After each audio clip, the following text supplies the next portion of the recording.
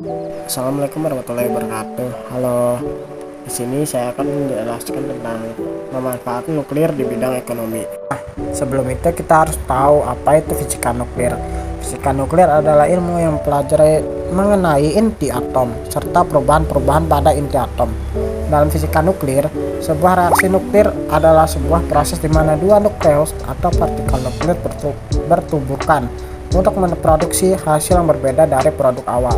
Nah, pada bidang pangan, ada bahan makanan di zaman modern ini sudah berkembang dengan makanan yang dihubungkan dengan nuklir atau radiasi. Ini disebut iridiasi. Iridiasi merupakan suatu proses fisika yang dapat digunakan untuk mengawetkan dan meningkatkan keamanan bahan pangan. Jenis radiasi yang digunakan adalah radiasi pengion atau berenergi tinggi karena dapat menimbulkan ionisasi pada materi yang dilaluinya. Sumber radiasi yang umum digunakan untuk proses pengawetan bahan pangan ada 4, yaitu 60 CO dan 130 CS. Sebagai sumber radiasi pemancar sinar gamma, mesin berkas elektron, dan mesin generator sinar X. Dengan menggunakan batas dosis iridiasi dan batas energi maksimum untuk keempat sumber tersebut, maka bahan pangan yang diawetkan dengan iridiasi tidak menjadi radioaktif.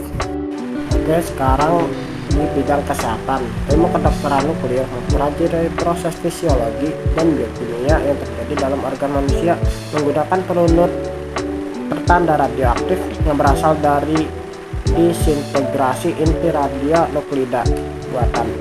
Radiasi yang digunakan dalam kedokteran nuklir tersebut dengan radiasi dari bersumber terbuka, berbeda dengan radiasi dari sumber tertutup yang digunakan dalam radiologi. Pada bidang kesehatan ini, pemanfaatan nuklir ini biasanya digunakan untuk mendiagnosis penyakit, pendiagnosis kanker, pemeriksaan kanker, peredaan pada saluran cerna, radiasi tiroid, dan terapi radiasi kanker. Sekarang di sini saya akan menjelaskan tentang pengaruh ekonomi nuklir pada bidang kesehatan. Di negara lain, seed bakteri terapi telah dimanfaatkan untuk terapi kanker. Beberapa pasien dari Indonesia juga dilaporkan pernah mendapatkan penanganan dengan seed bakteri terapi di luar negeri seperti Cina. Keberhasilan pengembangan produksi dan pemanfaatan seed bakteri terapi ini diharapkan dapat mendorong penggunaannya guna mengatasi masalah kanker di tanah air, sehingga kebergantungan berobat ke luar negeri bisa dikurangi.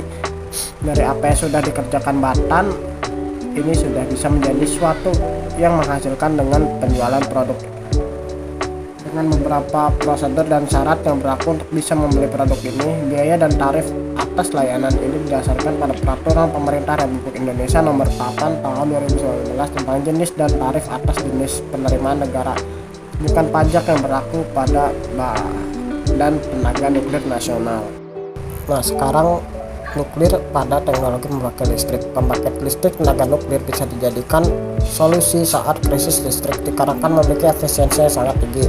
Sering berkembangnya ilmu pengetahuan, para ilmuwan berlomba-lomba untuk membuat teknologi baru dari nuklir. Dari yang berdasarkan sejarah bahwa nuklir itu berbahaya, maka berusaha mengembangkan teknologi berbasis nuklir untuk kebutuhan sehari-hari.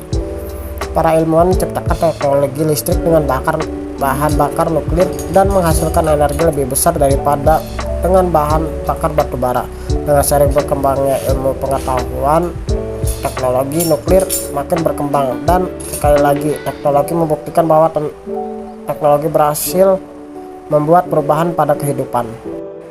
Baik, sekarang ini dampak ekonomi oleh PLTN ya, dimana dampak ekonomi yang pertama yang membuka lapangan pekerjaan dan meningkatkan pendapatan masyarakat, terus memberikan sinergi terhadap ekonomi industri dan dorongan spin-off bagi industri nasional. Yang ketiga, standar kualitas industri nasional meningkat, memberikan jaminan keamanan dan keselamatan bagi masyarakat. Harga listrik menjadi murah dan struktur ekonomi menjadi lebih sehat. Mungkin itu saja yang saya bisa sampaikan tentang manfaat nuklir di bidang ekonomi pada bidang kesehatan, pertanian, dan PLTN. Terima kasih. Sampai berjumpa kembali.